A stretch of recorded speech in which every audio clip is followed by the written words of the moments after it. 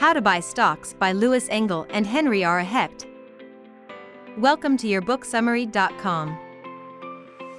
Investment bankers help companies raise a lot of money they need for long-term use. Companies go to them when they need money or want to sell stocks to the public.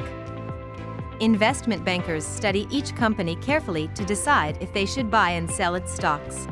They buy all the new stocks from the company and then sell them to individual buyers at a fixed price. When a company's stock is offered to the public for the first time, called an initial public offering or IPO, the investment banker needs to be very careful about setting the price. They need to consider factors like supply and demand to sell the stocks easily while getting the best value for the company. I hope you found the information about How to Buy Stocks by Engel and Henry R. Hecht. If you're interested in learning more about the book, stay tuned for the next part of this series where we'll dive into the next section. Thanks again for watching, and I will see you in the next video.